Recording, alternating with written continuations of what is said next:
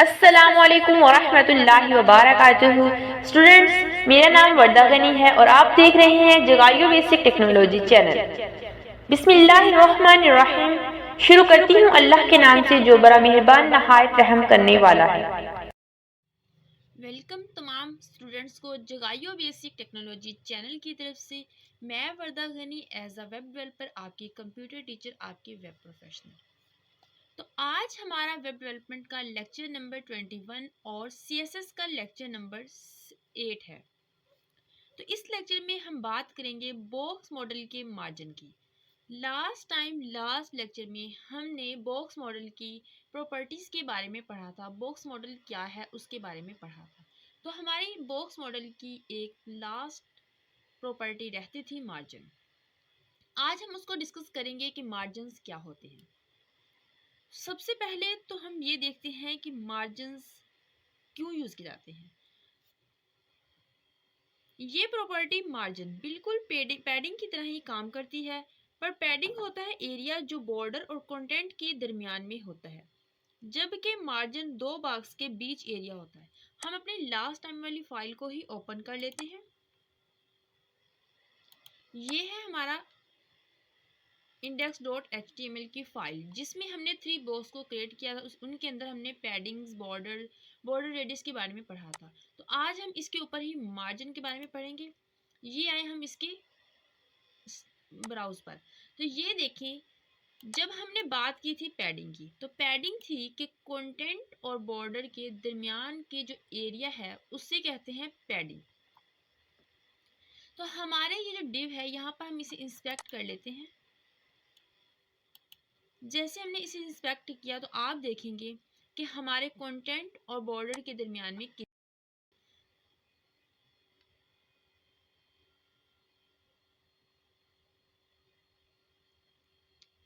तो ये देखिए हमारे पास आ चुका है इसका इंस्पेक्ट। तो यहाँ पर क्लिक करेंगे और जैसे ही अपने पहले डिव पर आएंगे, जैसे यहाँ पर आएंगे इस पर क्लिक करेंगे, तो ये देखिए हमारे पास यहाँ पर इसकी पैडिंग है 10 पिक्सल। 10 पिक्सल है हमारी टॉप बॉटम से, 20 पिक्सल है हमारी राइट साइड से, और 30 पिक्सल है हमारी बॉटम से, और 40 पिक्सल है हमारी लेफ्ट साइड से। हमने बात की थी कि जब भी हम पैडिंग को शॉर्टली तरीके से लिखते हैं तो हम क्लॉकवाइज चलते हैं। तो उसी वजह से हमने टॉप से स्टार्ट किया और लेफ्ट की तरफ आए।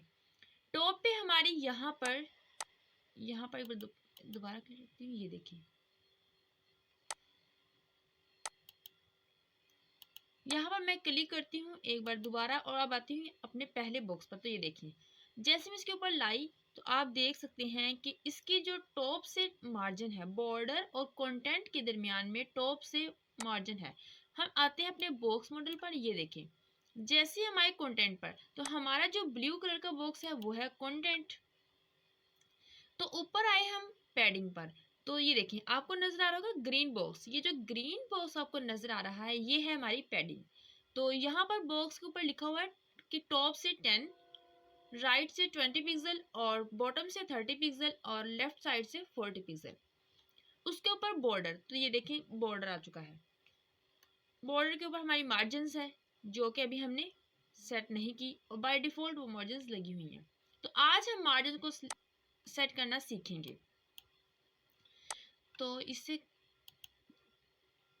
ये देखिए, तो हमारे पास जो मार्जिन होते हैं वो पैडिंग की तरह ही यूज किए जाते हैं, पर पैडिंग जो होता है वो एरिया, और जो एरिया होता है वो बॉर्डर और कंटेंट के दरमियान में स्पेस होती है, जबकि मार्जिन दो बॉक्स के बीच स्पेस होती है। जैसा कि ये हमारे पास पहला डिव है और जो दूसरा डिव है, इनके दरमियान में हमें जो स्पेस नजर आ रही है इसे हम कहते हैं मार्जिन। तो इसको ज्यादा करना, कम करना हम मार्जिन के जरिए सेट कर सकते हैं। तो मार्जिन की भी हमारे पास 3 डायरेक्शन होती हैं, margin right, margin left, margin bottom, margin top. तो 4 इसकी डायरेक्शन होती हैं।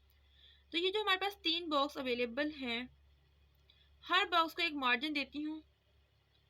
लेट सपोज हम इसे 50 पिक्सल्स मार्जिन टॉप से करते हैं। यहाँ पर आती हूँ अपनी कोड पर, यहाँ पर style.css में जो हमने पैडिंग दी है इसके नीचे ही आकर हम यहाँ पर अपना मार्जिन दे देते हैं, मार्जिन। सबसे पहले हम मार्जिन टॉप देते हैं, तो इसे हम देते हैं 50 पिक्सल। 50 पिक्सल देकर Ctrl+S दबाकर हमने सेव किया। अपने पेज पर आकर रिफ्रेश करते हैं,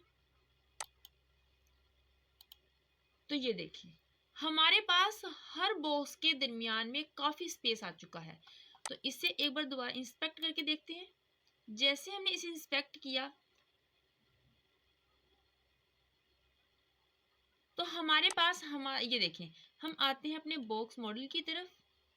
यहाँ पर पहले डिव को क्लिक करते हैं, तो ये देखें हम अपने कंटेंट एरिया पर आए। ब्लू कलर का जो बॉक्स है वो कंटेंट एरिया है, ऊपर इसकी पैडिंग है ग्रीन बॉक्स, उसके बाद बॉर्डर है, बॉर्डर के बाद हमारे पास मार्जिन है। तो जैसे ही मैं मार्जिन के ऊपर लेके आई तो आप देखेंगे कि आपको ऑरेंज जो कलर है वो आपको इस बॉक्स के ऊपर की साइड पे नजर आ रहा होगा, यानी हमने सिर्फ टॉप पे 50 पिक्सल का मार्जिन दिया है। इसी तरह मैं अपने दूसरे डिव पर आती हूँ, तो यहाँ पर भी आप देख सकते हैं जो हमारे पास ऑरेंज कलर का जो बॉक्स नज़र आ रहा है, जो कलर नज़र आ रहा है, जो मार्जिन वो आपको बॉक्स के ऊपर की साइड पे नज़र आ रहा है, क्योंकि हमने इसके टॉप पे मार्जिन दिया है।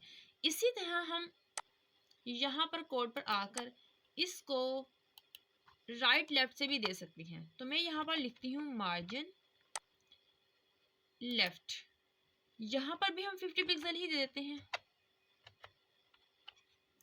Ctrl+S दबाकर सेव करती हूँ और अब अपने पेज पर आकर रिफ्रेश करती हूँ, तो ये देखें लेफ्ट साइड से भी हमारे पास मार्जिन आ चुका है 50 पिक्सल। इसी तरह आप, तो जैसे ही मैं यहाँ पर क्लिक करके पहले ये देखें आपको जो ऑरेंज कलर है वो नज़र आ रहा है टॉप से भी 50 पिक्सल और लेफ्ट से भी। इसी तरह हम अब चारों डायरेक्शंस इसकी मदद से चेंज कर सकते हैं। तो ये जो स्पेस ऐड हुई है हमारे पास, ये हमारे मार्जिन्स हैं जो स्पेस ऐड हुई है। इसी तरह हम अपने हर बॉक्स को अलग से देखें, सेकंड बॉक्स को देखते हैं, तो इस पर भी हमारे पास राइट लेफ्ट से भी और टॉप से भी स्पेस मिल चुकी है। चाहे तो बॉटम से भी दे सकते हैं, चाहे तो राइट साइड से भी दे सकते हैं। मार्जिन का भी, जिसमें अगर हम सिंगल वैल्यू दी तो ये जो मार्जिन है ये डायरेक्शन में अप्लाई होगी। ओके, जिस तरह हम पैडिंग को शॉर्ट हैंड तरीके से लिखते थे ताकि उसकी चारों डायरेक्शंस उसके अंदर आ जाएं, इसी तरह हम मार्जिन को भी दे सकते हैं शॉर्ट हैंड तरीका। तो जैसे ये पिक में आप देख रहे होंगे, जिस तरह हम पैडिंग को देते थे इसी तरह मार्जिन को देकर देखते हैं। तो इसे हम बैक कर देते हैं, यहाँ पर लिखते हैं मार्जिन। तो यहाँ पर सिंपली मार्जिन लिखकर हम आगे लिख देते हैं। ये भी हमारे पास क्लॉकवाइज ही होगा जैसा कि पहले पैडिंग में था, यानी टॉप से राइट, राइट से बॉटम और बॉटम से लेफ्ट। तो सबसे पहले हम कहते हैं कि हमारे पास 10 पिक्सल टॉप से हो और 20 पिक्सल हमारे पास राइट से हो, 30 पिक्सल हमारे पास बॉटम से हो और 40 पिक्सल हमारे पास लेफ्ट से हो। Ctrl+S दबाकर सेव किया, अपने पेज पर आकर रिफ्रेश करते हैं, तो ये देखें मैं यहाँ पर क्लिक करती हूँ और पहले डिव पर आकर जैसे ही मैंने इसके ऊपर लेके आई, इस पर क्लिक किया, तो अपने बॉक्स मॉडल पर आकर तो ये देखें कंटेंट एरिया ब्लू है, ग्रीन एरिया हमारे पास पैडिंग है और बॉर्डर के बाद जैसी मार्जिन पाई तो ये देखें 10% हमारे पास टॉप से है, 20% राइट से है, 30% हमारे पास बॉटम से है और 40% हमारे पास लेफ्ट से है। एंड अगर इस तरह हम चारों डायरेक्शंस शॉर्ट हैंड तरीके से भी लगा सकते हैं। इस तरीके से हम मार्जिन और पैडिंग सेट कर सकते हैं। जब भी एलिमेंट के अंदर कोई स्पेस चाहिए तो पैडिंग यूज करते हैं और एलिमेंट के बॉर्डर के बाहर वाली स्पेस को मार्जिन के जरिए सेट किया जाता है। तो नेक्स्ट प्रॉपर्टी है हमारे पास, यहाँ पर आते हैं कोड पर। तो नेक्स्ट प्रॉपर्टी है हमारे पास जो वो है डिस्प्ले प्रॉपर्टी। डिस्प्ले प्रॉपर्टी के लिए हम चार प्रॉपर्टी को यूज कर सकते हैं। ये चार इनलाइन ब्लॉक, नन है। हमने HTML के अंदर पढ़ा था कि दो तरीके के हमारे पास एलिमेंट होते हैं, ब्लॉक एलिमेंट और इनलाइन एलिमेंट। ब्लॉक एलिमेंट की खास प्रॉपर्टी ये होती है कि वो पूरी की पूरी यानी 100% विड्थ को ऑक्युपाई करते हैं, मतलब जितनी इन्हें स्पेस चाहिए भी नहीं वो इससे भी ज़्यादा को कवर करते हैं, जबकि इनलाइन एलिमेंट इतनी ही स्पेस ऑक्युपाई करते हैं जितनी इन्हें चाहिए। अब एलिमेंट जो ब्लॉक एलिमेंट है में हमारा डिव आ जाता है, हमारे हेडिंग्स टैग आ जाते हैं। तो इन लाइन की बात करें तो इन लाइन में स्पैन आ जाता है, इसके अलावा बटन, इनपुट और एंकर टैग भी आ सकता है। तो बहुत सारे ब्लॉक एलिमेंट्स होते हैं और बहुत सारे इनलाइन होते हैं, पर हम चाहे तो इनकी प्रॉपर्टी चेंज भी कर सकते हैं। तो कैसे चेंज कर सकते हैं? तो जैसे ये इनलाइन की अगर कोई एलिमेंट ऑलरेडी मेरे पास इनलाइन है तो मैं इसकी डिस्प्ले प्रॉपर्टी में जाकर इन लाइन ही सेट कर दूं तो इसके अंदर कोई चेंज नहीं आएगा। पर इसकी डिस्प्ले प्रॉपर्टी ब्लॉक सेट कर दूं तो वो एलिमेंट क्या करेगा, वो एलिमेंट पूरी स्पेस, जितनी स्पेस उसे नहीं भी चाहिए वो भी ले लेगा। जब कोई एलिमेंट ऑलरेडी ब्लॉक है तो इसको हम इनलाइन सेट कर सकते हैं। तो जब कोई एलिमेंट ऑलरेडी ब्लॉक है तो हम जैसे उसे इनलाइन उसकी प्रॉपर्टी डिस्प्ले जो है वो सेट करेंगे तो वो क्या करेगा, वो उतनी ही स्पेस ले लेगा जितनी कि सिर्फ उसे रिक्वायर्ड होगी। इसका एक एग्जांपल देखते हैं डॉक्यूमेंट में आकर। तो हम अपने डॉक्यूमेंट में आते हैं, यहाँ पर index.html के अंदर यहाँ पर आकर हमारे पास है 3 बॉक्सेस। तो हम क्या करते हैं, सिर्फ वन बॉक्स ही ले लेते हैं और दूसरे 2 बॉक्सेस को हम कट कर देते हैं। Ctrl+S दबाकर मैंने सेव किया। जैसे मैं आकर यहाँ पर रिफ्रेश करूँगी तो मेरे पास सिर्फ ओनली 1 बॉक्स रह चुका है।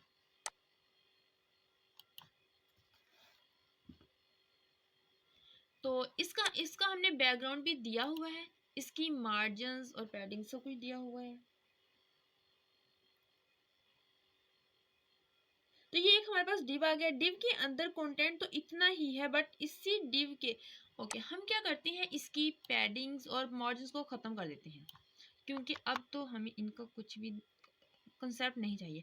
Ctrl+S दबाकर मैंने सेव किया। अपने पेज पर आकर रिफ्रेश करूंगी तो ये देखिए मेरे पास एक सिंपल सा डिव आ चुका है, जिसका कंटेंट जो है वो उतना ही है। अब ये जो कंटेंट है हमारे पास, इसकी जो मेरे पास ये जो डिव है इसका मैं विड्थ और हाइट भी ख़त्म कर दूं, क्योंकि ये भी हमारे पास काफ़ी ज़्यादा आई हुई है। सिर्फ बैकग्राउंड कलर रहने देते हैं हम अपने पास। Ctrl+S दबाकर मैंने सेव किया। यहाँ पर आकर रिफ्रेश करूंगी तो ये देखिए जब हमारे पास डिव है वो एक ब्लॉक एलिमेंट है। तो ब्लॉक एलिमेंट मैंने आपको बताया है कि पूरी की पूरी स्पेस को ऑक्युपाई करता है 100%, यानी जितनी इसको चाहिए भी नहीं उतनी ही। अब देखिए इसके अंदर कंटेंट तो इतना सा है, लेकिन इसने पूरी स्क्रीन की विड्थ को ऑक्युपाई किया हुआ है, जबकि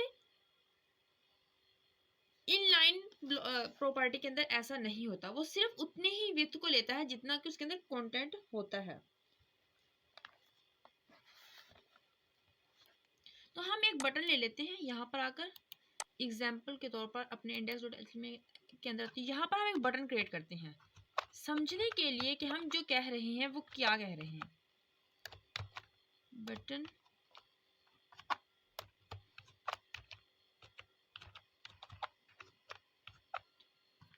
तो हमने एक बटन लिया, इसके अंदर हम लिख देते हैं क्लिक मी।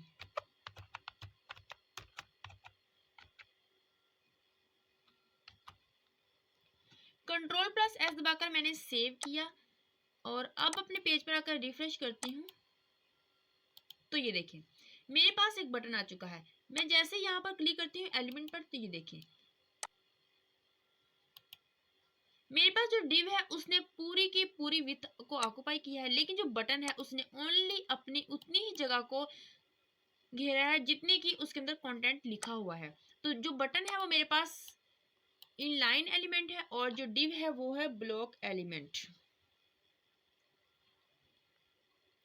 बट अब हम इनकी असल प्रॉपर्टी को थोड़ा सा चेंज करेंगे। डिव को जाकर मैं डिस्प्ले प्रॉपर्टी इनलाइन कर देती हूँ। तो ये जो हमारे पास डिव है, इसको मैं style dot C S S में आकर यहाँ पर लिखती हूँ कि इसका जो डिस्प्ले है, इसका जो डिस्प्ले है वो कर दें आप इनलाइन।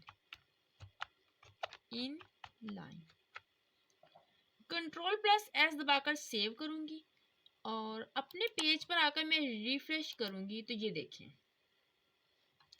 अब मैंने जैसे ही इसे रिफ्रेश किया तो अब जो मेरा डिव था उसने उतनी ही विड्थ को सिलेक्ट किया, ऑक्युपाई किया जितना कि उसके अंदर कंटेंट था, और जो बटन था वो मेरा उसी लाइन के ऊपर आ गया, यानी सेम लाइन में दोनों चीज़ें आ चुकी हैं।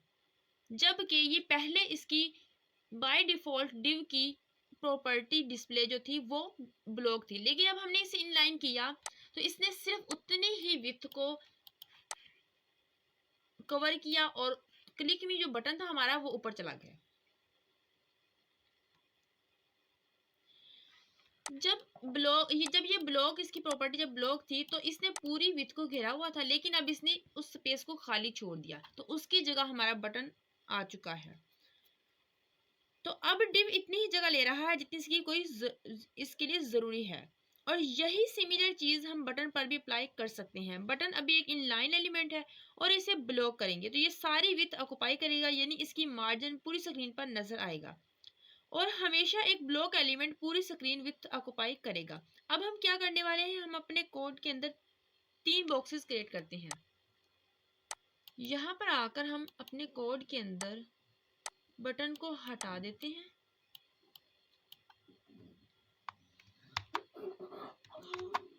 और इसके अंदर हम 3 बॉक्सेस को क्रिएट करते हैं। यही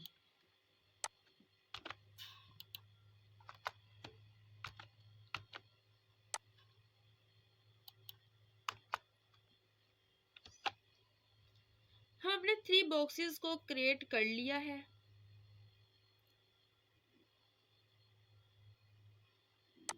तो अब हम यहाँ पर आकर सबका बैकग्राउंड कलर हम पिंक कर देते हैं, पिंक। तो सबका बैकग्राउंड कलर हमने पिंक कर दिया। कंट्रोल प्लस एस दबाकर हमने सेव किया।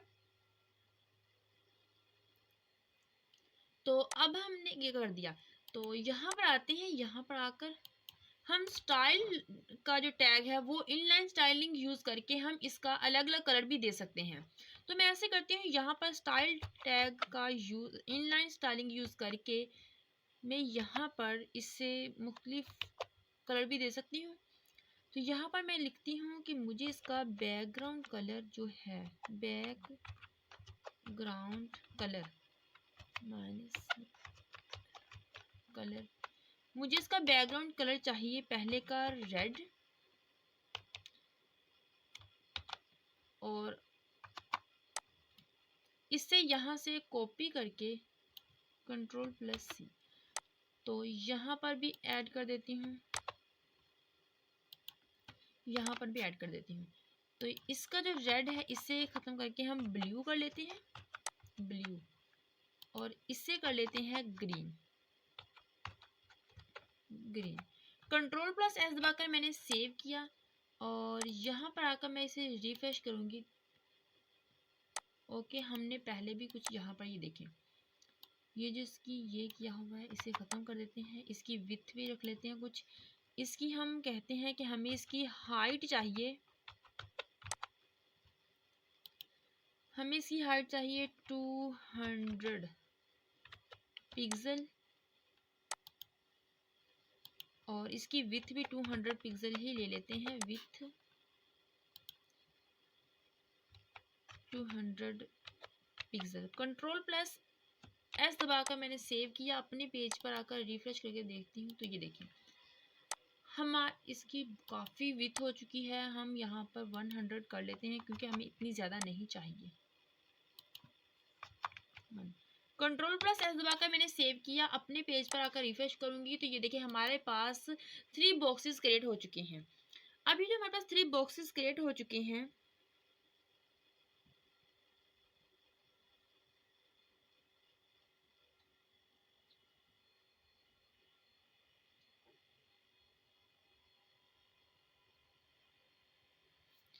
तो अब इस बॉक्स के लिए हम ये करते हैं यहाँ पर आकर कि इनके लिए मैं मार्जिन और पैडिंग जो है वो मैं इसको भी अपने कोड को हटा देती हूँ यहाँ से। तो अब यहाँ पर मैं मार्जिन दे देती हूँ, इससे मार्जिन दे देती हूँ इसे 25 पिक्सल 25 पिक्सल दे देती हूँ मार्जिन। और इसकी जो पैडिंग है, पैडिंग वो भी दे देती हूँ 25 pixel 25 pixel. Control plus S दबाकर सेव किया। अब अपने पेज पर आकर रिफ्रेश करते हैं तो ये देखें हमारे पास 3 बॉक्सेस आ गए जिनकी मार्जिन है हमारे पास 25 पिक्सल और इसकी पैडिंग भी हमने 25 पिक्सल रख दी है। तो अब हमने इसे सेव किया और रिफ्रेश किया। तो अब इन तीनों बॉक्सेस को हम इंस्पेक्ट करके देख सकते हैं। इन तीनों की मार्जिन और पैडिंग मिल गई है। अब एक स्पेशल चीज करने वाले हैं, हम इन्हें डिस्प्ले दे देते हैं इनलाइन। तो इसके डिस्प्ले को इनलाइन सेट करने का मतलब है कि अब ये डिव ब्लॉक नहीं रहे, यानी ये सिर्फ इतनी ही स्पेस लेंगे जितनी कंटेंट होगा। तो यहाँ पर मैं आती हूँ, इसका डिस्प्ले कर देती हूँ यहाँ पर डिव का, कि मुझे इसका जो डिस्प्ले चाहिए, यहाँ पर आकर यहाँ पर इसका जो मुझे डिस्प्ले चाहिए वो मुझे इनलाइन चाहिए, इनलाइन। कंट्रोल प्लस एस दबाकर मैंने सेव किया। अपने पेज पर आती हूँ यहाँ पर। तो ये देखें मेरे जो डिव है इंस्पेक्ट करके हम इसे देखते हैं तो यहाँ पर ये देखें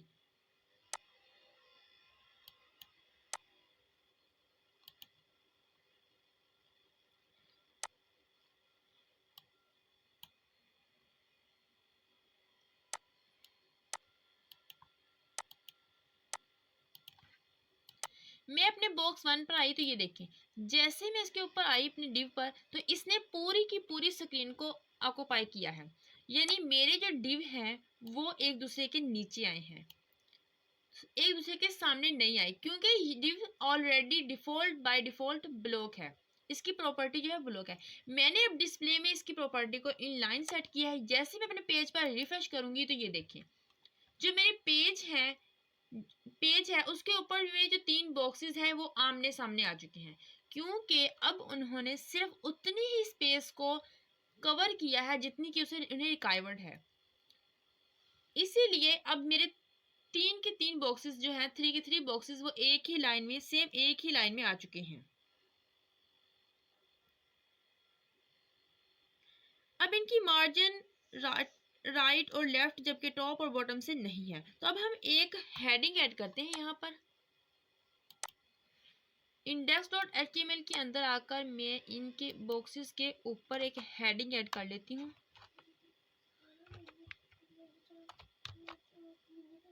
जैसे मैंने इनकी हेडिंग लिखी मैं यहाँ पर लिख लेती हूँ हेडिंग 1 कंट्रोल प्लस एस दबाकर मैंने सेव किया।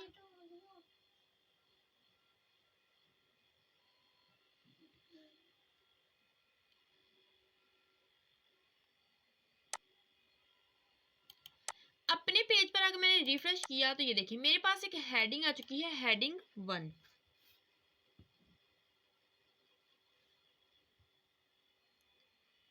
तो अब जो मेरी हेडिंग 1 है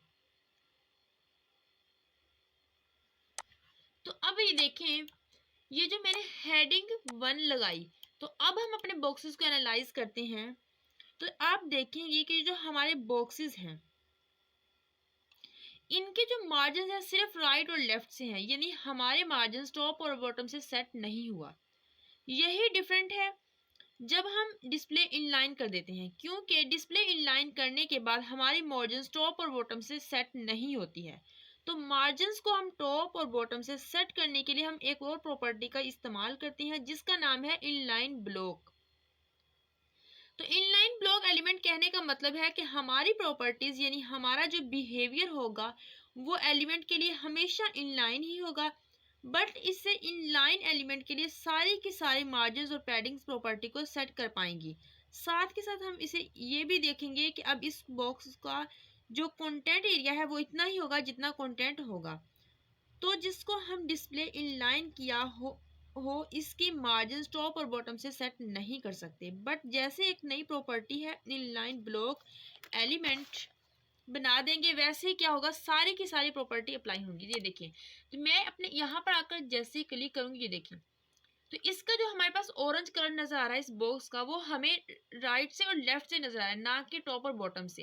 यानी इसके टॉप और बॉटम से मार्जिन खत्म हो चुकी है क्योंकि हमने इसे इनलाइन की प्रॉपर्टी सेट की है। तो इनलाइन में ऐसे ही होता है।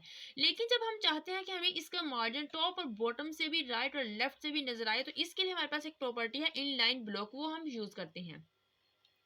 तो अब हम आते हैं अपने कोड के अंदर, यहाँ पर style.css में। तो यहाँ पर आकर मैं इसकी डिस्प्ले जो लिखा इनलाइन, इसके आगे लिख देती हूँ inline block. Inline block Ctrl+S दबाकर सेव करते हैं। अब पेज पर आकर मैं यहाँ पर रिफ्रेश करती हूँ, तो ये देखें, इससे हम थोड़ा सा ऐसे कर लेते हैं। तो ये देखें, यहाँ पर जैसे ही मैं इसके ऊपर, ये देखें, अब आपको जो ऑरेंज कलर है यानी जो मार्जिन्स हैं बॉक्स के ऊपर, आपको बताती हूँ ताकि आपको अच्छे समझ आए। ये देखिए, जैसे मैंने मार्जिन पर लेकर आई इसके, तो अब बॉक्स के ऊपर आते हैं, तो ये देखिए, जो हमें मार्जिन है ऑरेंज कलर का, जो कलर नजर आ रहा है बॉक्स के ऊपर मार्जिन्स, वो हमें टॉप से, बॉटम से, राइट से, लेफ्ट से नजर आ रहे हैं। तो आप दूसरे इस पर भी आकर देख सकते हैं। ये इसमें यहाँ पर क्लिक करूंगी, अब ये देखिए, तो इस पर भी हमें मार्जिन्स चारों तरफ से नजर आ रहे हैं। तो 3 बॉक्सेस के ऊपर अब हमें मार्जिन्स चारों तरफ से नजर आ रहे हैं, और पैडिंग भी। तो मैं पैडिंग पे आती हूँ, ये देखिए, पैडिंग भी हमें चारों तरफ से नजर आ रही है। तो जब भी हम इनलाइन ब्लॉक, इनलाइन डिस्प्ले, किसी भी डिस्प्ले को इनलाइन कर देते हैं, तो हमारे पास जो मार्जिन्स और पैडिंग्स होती है वो टॉप और बॉटम से सेट नहीं होती। तो चारों डायरेक्शन को सेट करने के लिए हम एक प्रॉपर्टी का यूज करते हैं जिसे कहते हैं डिस्प्ले इनलाइन ब्लॉक। तो अब यहाँ पर आते हैं, हम यहाँ पर क्लिक करते हैं, यहाँ पर, तो ये हमारे पास है यहाँ पर डिस्प्ले इनलाइन ब्लॉक। इसके ऊपर ठीक है, इस पे जैसे हटाएंगे तो अब देखें, ओके, ये तो काम ही कुछ। यहाँ पर आते हैं, इसके नीचे लिखते हैं यहाँ पर डिस्प्ले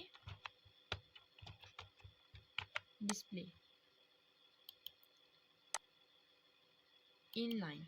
अब Ctrl+S दबाकर सेव करते हैं। अब आकर यहाँ पर हम रिफ्रेश करते हैं, तो ये देखें, हमें एक ही लाइन में नजर आ रहा है, इनके मार्जिन्स, बॉर्डर सब कुछ नजर आ रहा है। तो जैसे मैं यहाँ पर आकर डिस्प्ले इनलाइन ब्लॉक के टिक को हटाती हूँ, तो ये देखें, अब दोबारा इनके मार्जिन हमारे राइट और लेफ्ट से नजर आ रहे हैं। और जैसे मैं इसके ऊपर टिक करती हूँ, तो ये देखें, आपको चारों तरफ से इसकी डायरेक्शंस की जो मार्जिन हैं वो नजर आ रहे हैं।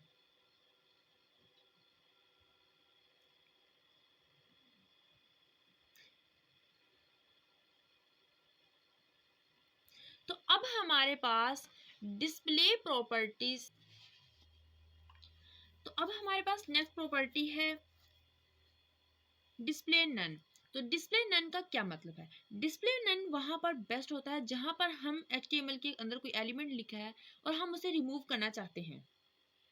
तो जैसा कि एग्जांपल के तौर पर मैं आपको समझाती हूँ, यहाँ पर आ जाते हैं अपने index.html के अंदर। तो ये देखिए, हमारे पास यहाँ पर 3 divs हैं। तो अब ये जो 3 divs हैं हमारे पास, style.css में जाकर देखते हैं कि हमने इन्हें पिंक कलर दिया हुआ है। तो अपने पेज पर आकर यहाँ पर हम रिफ्रेश करते हैं, तो ये देखें, हमारे पास 3 बॉक्सेस हैं जिनका कलर पिंक है। हम क्या करते हैं, इसके अंदर आकर जो हमारे पास div 2 है वहां पर आकर हम एक ID देते हैं इसे div 2 को।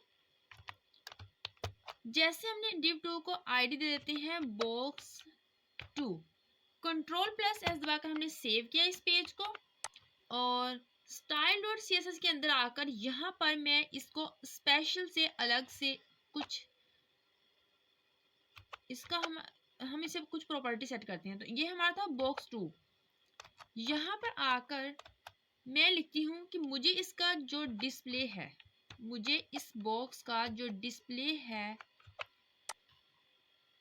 डिस्प्ले वो आप कर दें नन। कंट्रोल प्लस एस दबाकर मैंने इसे सेव किया। अब आकर हम अपने पेज पर रिफ्रेश करते हैं तो ये देखें, जैसे ही मैंने पेज पर रिफ्रेश किया तो आपको div 1 भी नजर आ रहा होगा और div 3 भी। यानी जब भी हम डिस्प्ले नन सेट करते हैं किसी भी एलिमेंट पर तो वहां पर वो चीज गायब हो जाती है, लेकिन वो अपनी स्पेस को भी खत्म कर देती है, उसके लिए कोई भी स्पेस नहीं बचती। तो div 2 की जगह हमारा div 3 आ चुका है। तो अब जो हमने डिस्प्ले नन एग्जाम्पल करके देखा, इसके ही मिलती जुलती नेक्स्ट प्रॉपर्टी हमारे पास है विजिबिलिटी। तो विजिबिलिटी का क्या मतलब है? विजिबिलिटी, जब भी हम किसी एलिमेंट को विजिबिलिटी हाइडन सेट कर देते हैं तो वो डॉक्यूमेंट विजिबिलिटी हाइडन होने की वजह से गायब हो जाता है। विजिबिलिटी का मतलब है कि कोई चीज कितनी दिख रही है, हाइडन होने का मतलब है कि हमने इसे कंप्लीटली गायब कर दिया। बट हमारा जो विजिबिलिटी हाइडन है और जो हमारा डिस्प्ले नन है, इनके दरमियान में डिफरेंस ये है कि विजिबिलिटी जब भी हाइडन की जाती है तो स्पेस कुछ रिजर्व्ड होती है, इसे कुछ स्पेस रिजर्व्ड होती है। जब हम डिस्प्ले नन करते हैं तो स्पेस रिजर्व्ड नहीं होती। इसका एग्जांपल ये है कि डिस्प्ले नन किया तो बॉक्स गायब हो गया और इसकी जगह यहाँ पर क्रिएट नहीं हुई। लेकिन जैसे ही हम अपने कोड के अंदर आकर यहाँ पर डिस्प्ले की जगह लिख देते हैं विजिबिलिटी, इसे पूरे के पूरे दोबारा लिखते हैं visibility, visibility, visibility hidden. Control plus S दबाकर मैं सेव करूंगी। जैसे ही अपने इस पेज पर आकर रिफ्रेश करूंगी तो मेरा बॉक्स तो गायब हो गया। एक मिनट, आपको समझ नहीं आई होगी, मैं इसे यहाँ से खत्म कर देती हूँ। कंट्रोल प्लस एस दबाकर सेव किया। अब आकर अपने पेज पर रिफ्रेश करूंगी तो ये देखें हमारे पास 3 बॉक्सेस क्रिएट हुए हैं। तो अब आकर मैं यहाँ पर लिखती हूँ visibility hidden. Control plus S दबाकर मैंने सेव किया। अपने पेज पर आकर रिफ्रेश करूंगी तो ये देखिए हमारे पास 3 डिव्स थे। जैसे ही मैंने एक डिव को विजिबिलिटी हाइडन प्रॉपर्टी सेट की तो वो बॉक्स गायब तो हो गया, लेकिन उसने अपनी स्पेस को नहीं छोड़ा, उसकी स्पेस अभी भी हमारे पास यहाँ पर रिजर्व्ड है। तो जब भी किसी एलिमेंट को हम विजिबिलिटी हाइडन करते हैं तो वो अपनी स्पेस को नहीं छोड़ता बल्कि खुद गायब हो जाता है। लेकिन जब हम यहाँ पर इसे खत्म करते हैं, अब कंट्रोल प्लस एस दबाकर सेव किया तो अब पेज पर आकर रिफ्रेश करते हैं, ये देखिए तो हमारे पास वो बॉक्स वापस आ गया। लेकिन अब हम डिस्प्ले नन करके दोबारा देखते हैं, डिस्प्ले नन,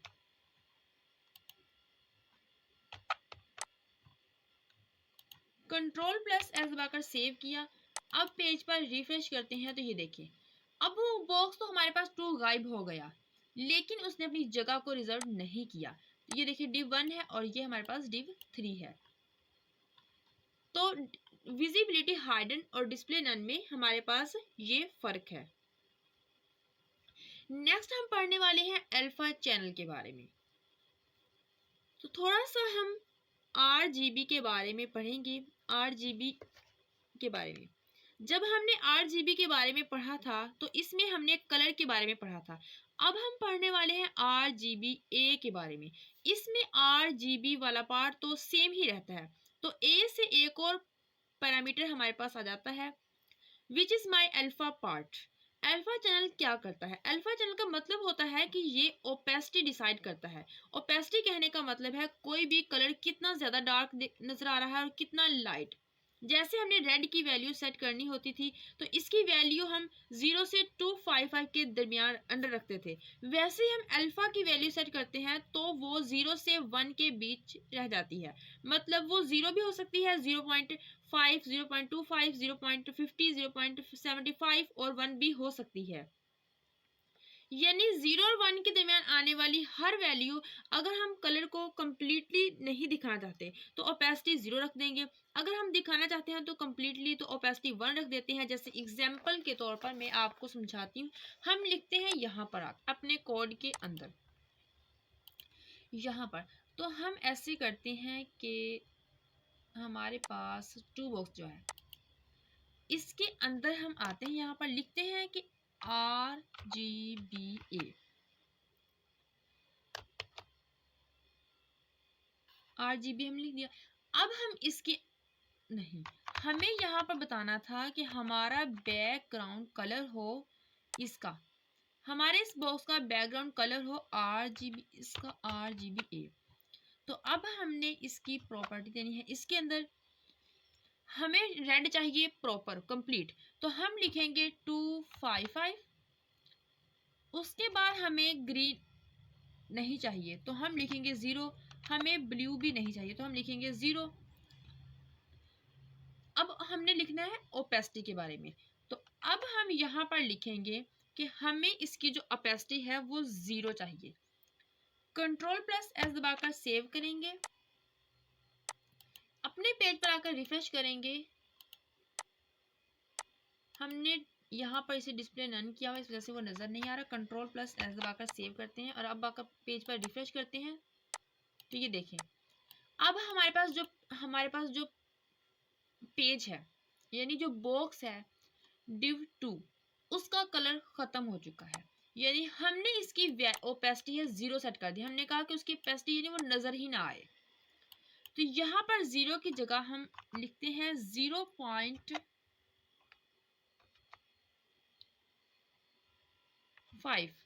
Ctrl+S दबाकर सेव करेंगे, यहाँ पर आकर रिफ्रेश करेंगे तो ये देखें हमारे पास लाइट सा रेड कलर नजर आ रहा है क्योंकि हमने इसकी ओपेसिटी 0.5 की थी। इसी तरह हम इसे बढ़ाने के लिए 0.25 भी कर सकते हैं। अब Ctrl+S दबाकर सेव करेंगे और अपने यहाँ पर आकर रिफ्रेश करेंगे तो ये देखिए हमारे पास और ज़्यादा लाइट हो चुका है क्योंकि हमने 0.25 किया है इसे। अब हम इसे यहाँ से 0.75 करके देख लेते हैं। Ctrl+S दबाकर सेव किया, अपने पेज पर आकर रिफ्रेश करते हैं तो ये देखिए ये थोड़ा सा डार्क हो चुका है। इसी तरह अगर हम इसे कंप्लीट दिखाना चाहते हैं, इसकी ओपेसिटी कंप्लीट की पूरे का पूरा नजर आए, हमें थोड़ा सा डार्क कलर का नजर आए, प्रॉपर कलर का, तो हम यहाँ पर 1 कर देंगे। Ctrl+S दबाकर सेव करेंगे, यहाँ पर आकर रिफ्रेश करेंगे, ये देखिए ये ब्राइट सा कलर हमारे पास आ चुका है।